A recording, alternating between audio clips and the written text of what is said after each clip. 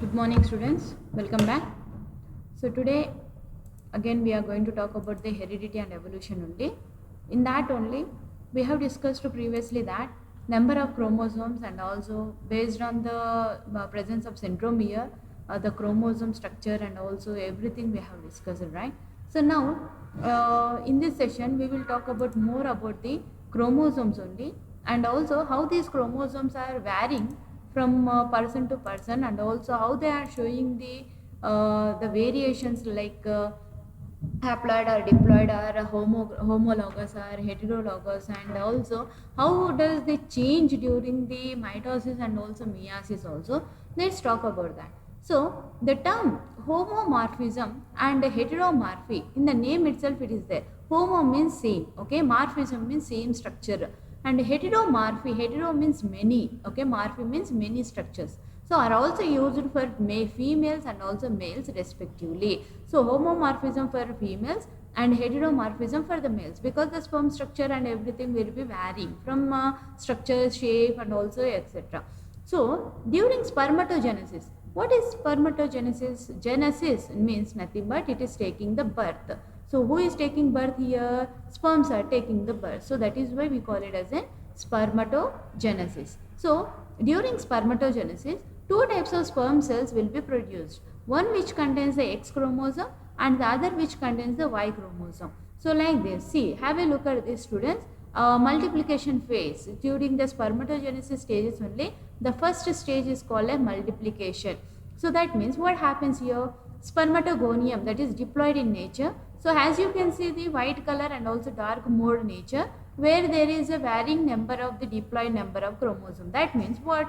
Two nucleus are present. N stands for nucleus. So here two nucleus will be present, and in that only we can see the variations also.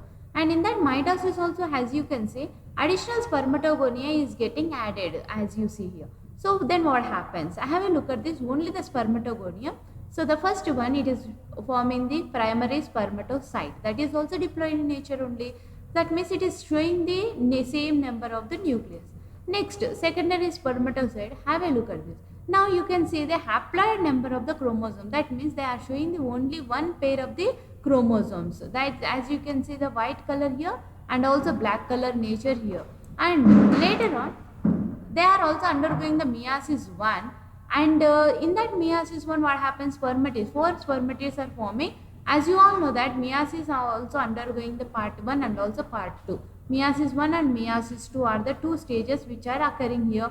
And then later on, 4 haploid number of the chromosomes are forming. So as you look at this, 4 spermatogonia, that is spermatozoa is forming, and also it is haploid in nature. So that means, so they are undergoing first spermatogonium undergoing the mitosis, later forming primary spermatocyte, later this undergoing the meiosis process, and later continuing to become the haploid. So this is how the similar type of the heteromorphy nature of the spermatocytes are forming. And we also call them as a spermatozoa also. Right, students? Have a look at this one more stage, that is oogenesis. What is meant by oogenesis? Oogenesis is nothing but formation of the oogonia, that is female reproductive part. So formation of spermatozoa is a male reproductive part. So during oogenesis, each egg will produce 2 X chromosomes. So there we have seen that X and Y, but here we are seeing the X chromosomes only. If X chromosome the male fuses with the X chromosome of the female, so it will produce female child. So X is fusing with the X, then it is forming the female. So that is what the sentence explanation. Next, it will produce females. If a Y chromosome the male fuses with X chromosome the female, so that means X and Y. So then it is going to become the male. So it will produce the male reproductive part. That means male child is forming. Have a look at this. Now oogonium nothing but having the diploid number of the chromosomes. They are undergoing that is becoming the primary oocyte is forming. Okay, and then diploid number of the chromosomes are also forming. Then it is undergoing meiosis. Then what happens? Secondary oocyte is forming and primary polar body, secondary polar body. So there what happened? 3 polar bodies are becoming, and one is becoming the ovum. This is the main important, where the sperm cells and comes in contact, so that fertilization takes place. I hope you are understanding, students, right? So primary polar body, secondary polar body, and like this oogonium, all the things are taken. And what are the properties of the chromosomes now? So what is the function? The chromosomes must possess the 5 important properties. What are those? The first one is replication. So what is meant by replication? Here synthesis of new DNA molecules will take place. That is the first step is taking place. So have a look at this. The first stage is replication. Replication nothing but synthesis of the new DNA molecule which is identical to the parent DNA molecule. See students, if it is DNA like this, then what happens? They are becoming the one new strand and one more is old strand. So that process of giving the duplicate copies we call as replication. Next, transcription. So what is meant by transcription? Synthesis of RNA molecule from the DNA is called as transcription. So nothing but new molecules when it takes place, it is called as change in appearance also taking place. Next, repair. It means that repair of the damaged parts of the DNA. For example, students, how does they repair? See, if your hand is there, in your hand some part is broken, then that part is get replaced by our repair system only. Then mutation. So development of genetic changes is called as mutation. So this is how the properties of the chromosomes are taking place. That means replication, transcription, and also repair, and also mutations also taking place. Next, we have seen properties. Now let's talk about the functions. So they carry the hereditary characters from parents to the offsprings. That is one of the most important. That is why we are getting the parental characteristics. Some will look like exactly like mother, some they look like exactly like father, and some intermixing of the characters like eyes and also eyebrows and also hair they may get from the parents, right? So they help the cell to grow also, divide, and also maintain itself by synthesis of the proteins also. That means they are helping the cells to grow and also dividing and also maintained by the synthesis, because same number of the cell number should be maintained. If that number goes on increasing, that may lead to the cancer. That is how cancer cells are continuously growing without any disturbance, without any stoppage. But normal cells should have the ability of maintaining the cells in our body. So if they maintain particular cells only, they do not be any damage.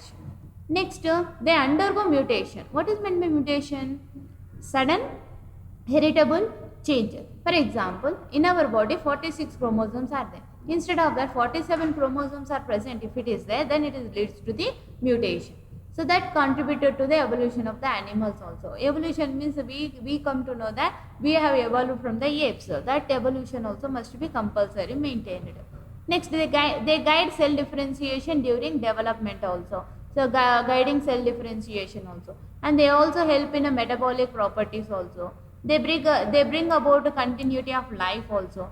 So these are all the different natures of the cells, how they are undergoing the functions, right? So first of all, they are helping for hereditary characteristics, and they are helping maintaining the cell to grow, divide, maintain also, and the mutation also, right, contributing to the evolution, cell differentiation, developmental changes, and they help in metabolic processes also. That means catabolism and anabolism, taking of the food, and also inhalation and exhalation by our breathing system. That all metabolic systems only, one of the main important property of the living organism. Next, they bring about continuity of life also. See, we are continuing and we are giving birth to the younger ones. That means that because of the chromosomes only we are able to do all these processes, no? So that is all the functions done by the chromosomes. Next, how to determine, that is sex determination. So chromosomes are of two types. That is autosomes or somatic chromosomes. That means which are considered. For example, 23 pairs are present in our body. 22 pairs are considered as a autosomes. Next, they regulate somatic character. That means all our body characteristics are just maintained by the 22 chromosomes. Allosomes are heterosomes of the or sex chromosome. That means X and Y. 23rd pair is considered as an allosome.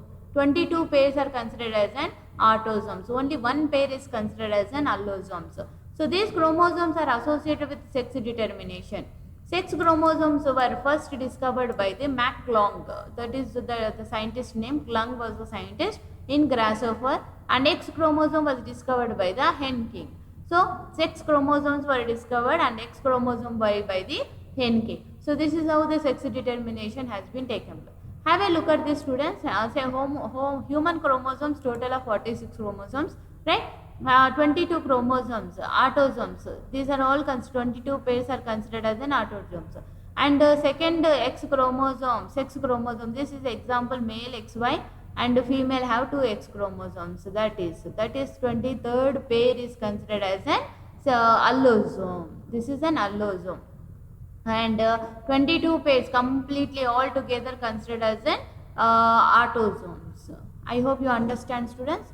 So in this session we have discussed about the properties of the chromosome, functions of the chromosome, and how to determine the chromosomes also, and what are the autosomes and what are allosomes also, and how many number of chromosomes will be carried out, that is spermatogenesis and also oogenesis, and how the primary spermatocyte and also primary oogonia will be formed also we have discussed. And I hope you have understood, students. Once again, if you do not understand, you just play this and again listen it very carefully and write it, note these points. Okay, thank you.